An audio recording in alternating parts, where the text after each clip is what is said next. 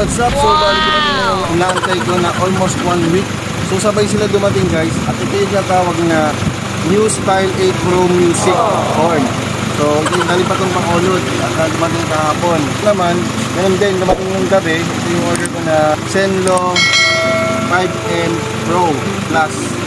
So, ikakabit ko to dito sa sasakyan na to ngayong araw na to. So, ito na yun guys, yung in-order ko sa online sa Quezon City na Zenlo M5 Pro Plus. Ito yung papakabit natin ngayon dito sa Usuel. So, pupunta tayo ngayon sa pagawaan ng sasakyan dahil uy, meron pa pala.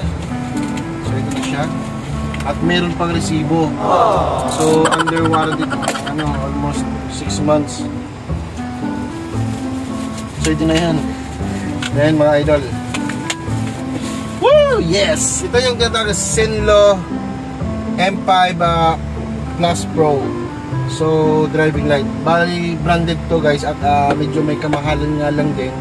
Sa online kasi, sa original price nila, depende. Umabot din kasi yung sa iba, 4.5. Yung iba naman, 4.4. So, ito na yan guys. Tignan natin. Wow! Ito yung mga idol. So, mabigat siya at meron rin siyang fan sa likod. Yes.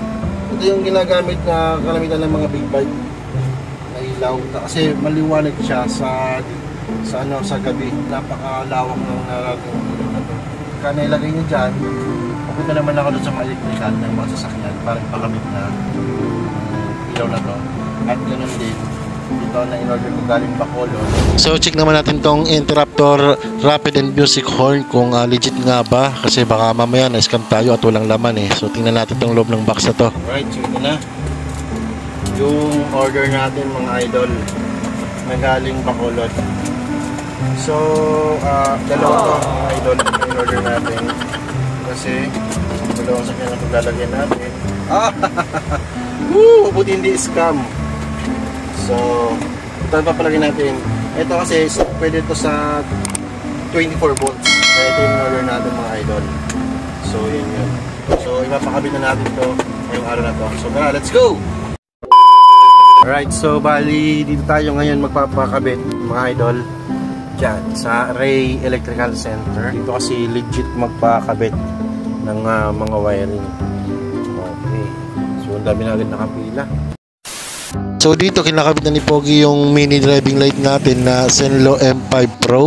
At the same time yung interruptor rapid and music horn natin, sinabay na niya para isahan yung linya pero magkaiba sila ng relay and fuse para hindi magka-problema sa connection if ever. So yan, mukhang success na at yan, gumagana na parehas. At yan, meron siyang sariling switch and off on. So magkaiwalay din yung switch on and off niya sa ilaw and sa busina. 2,000 years later. So ito na nga mga idol, naipakabit na natin yung Zenlo M5 Plus. So kanina, nung pagkakabit dun kay Ray Electrical, yung mga ilaw tsaka yung sa interruptor horn na rapid, ngayon ko lang matitesting yung sa ilaw niya kasi dapat daw gabi at kung tama yung adjustment. So ngayon natin malalaman kung mas maliwanag to kung gabi. Kaya tingnan natin.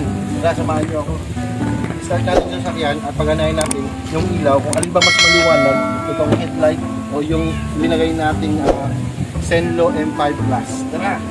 So start na natin mga idol.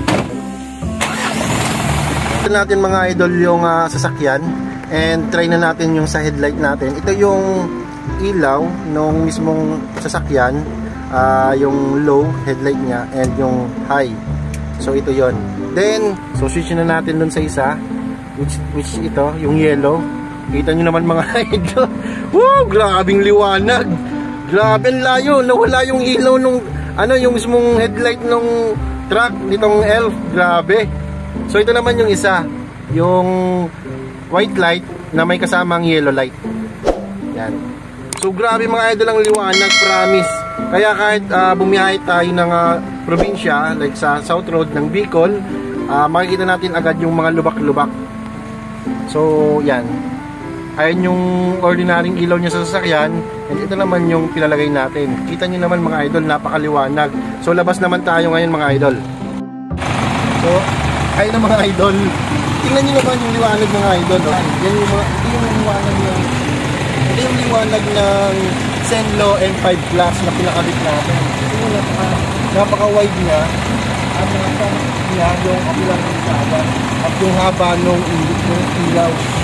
Napakaliwanag ng idol.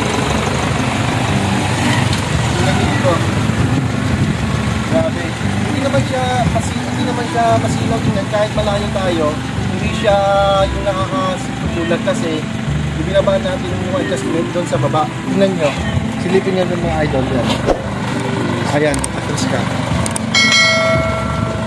So yung mga idol tingnan. Hindi naman siya nakakasila sa kasalubong. So maliwanag siya at saka napaka-white yung ilaw natin na ilagay. Tingnan naman natin dito sa part na to. So kung lalayo tayo dito mga idol, hindi naman siya nakakasilaw. Yan. Kasi binaba po natin yung liwanag niya dito mismo sa may semento lang, sa kalsada mismo. So kahit malayo tayo mga idol, hindi naman tayo nasusula o nasisilaw na kasalubong.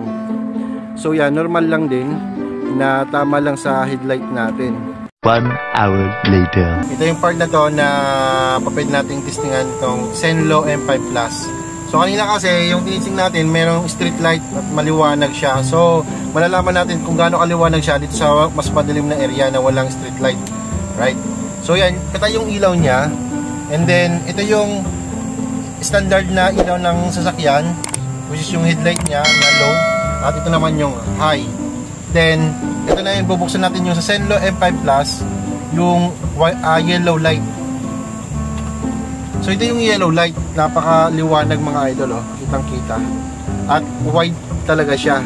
So yung isang way mo, kahit malayo, makikita mo na yung lubak agad. At ito naman, white light and yellow light. Kung makikita mo, ayan, nakikita mo kaagad yung naglalakad kanina, oh.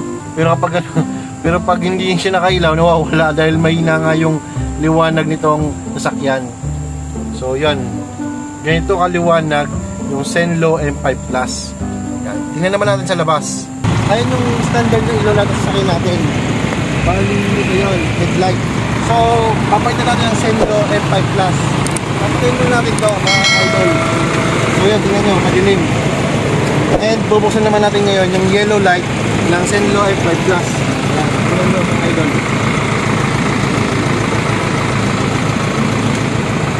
Ayan, yung liwanag ng Zenlo M5 Plus. Nakikita lang agad yung liwanag ng mga idol. Ito naman yung white light and yellow light.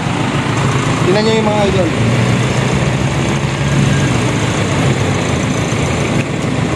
Yan naman yung white light and yellow light na magkasama. Maliwanag na.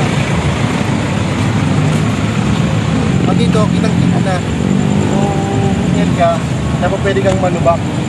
Di kaya nung standard na ilaw niya sa truck, eh mahina yung low at yung high. So, ito yung sponsor ni Zenlo. Kundi, pinakita ko lang top i-review para makita nyo kung gaano kaliwanag yung ganong M5 Plus. So, pwede ito sa mga motor at pwede rin naman sa 4 wheels. Kasi ito ang nilagyan ko is 24 volts. Eh, pwede siya sa 24 volts.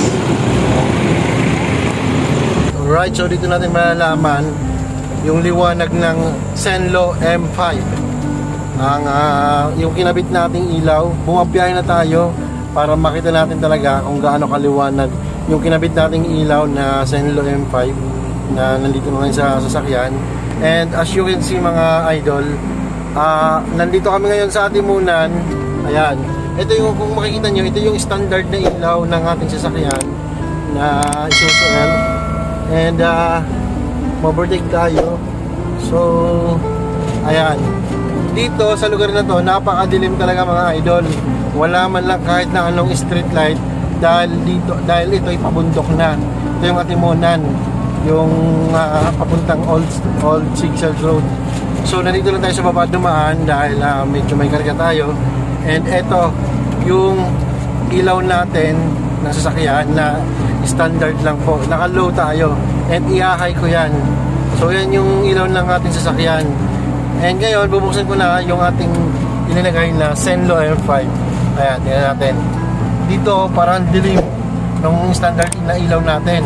So ngayon, ito yung Zenlo. Oh, ha? Grabing liwanag mga idol. Wala pang street light yan dito sa sa bundok, sa Atimunan. Pabundok na kasi tayo eh.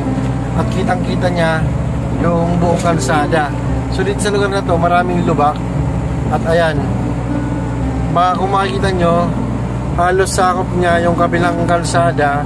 At dito sa right side ko and dito sa left side ko, kitang-kita niya. Pati yung mga lubak, agad na makikita.